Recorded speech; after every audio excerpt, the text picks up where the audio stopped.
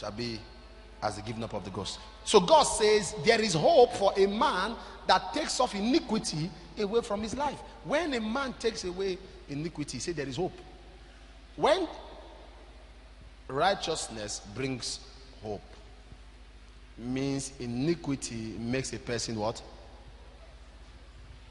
Hopeless. Let me say this to you. A man, look at this analogy. Look at this analogy. A man who prays 30 minutes a day but runs from sin is loved by God than a man who prays 8 hours a day and lives in sin. You don't understand? So this goes to explain why people pray, seek God. I heard a man of God, they call him William Branham. He was a prophet. I was watching him one day and he said the longest fast he has done is 3 days. I got a little bit angry. I said, what? Because by that period, hey, I can fast. I fast.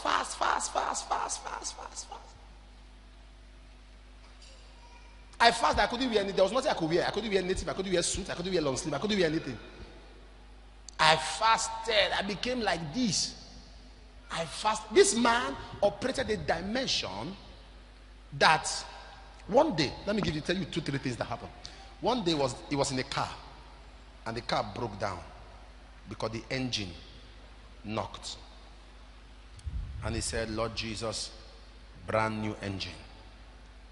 The mechanic that said the engine had knocked, had gone into town to look for how to bring people to tow the car. So when the mechanic came, that was when he said, Lord, brand new engine. The mechanic said, okay, the mechanic opened the bonnet and look at the engine. Brand new. Now, 3 days fasting. One day, he's a hunter, he likes to hunt. So one day he went to the bush. All the animals had gang up. They have finished semester. So all the animals had escaped. So he was wondering, what am I going to give to my wife? He said, Lord Jesus, let there be squirrel. And a squirrel appeared. He shot it. And now that was a creative realm. That's not realm of blind seeing. That's a creative realm. Blind seer, no, that's supernatural. Then creative is speaking things into existence. And that's the class of God. Let there be light. That's the class of God. So he operated that realm. And he said 3 days fasting. So I said, I said, this man, I will study what was his secret. And I found out. His secret was this. He lived right. And he was always alone. He did not mix with people. Sometimes he will lock up himself for 3-4 days. He's eating, but he's not seeing anybody. Eating, praying, worshiping God, serving God. He's eating. Breakfast, lunch, dinner, but not communicating. Sometimes he will have a program in 1 or 2 weeks' time. He will go to the bush. He will make bonfire, eat animal, roast animal, and just be singing, worshiping God.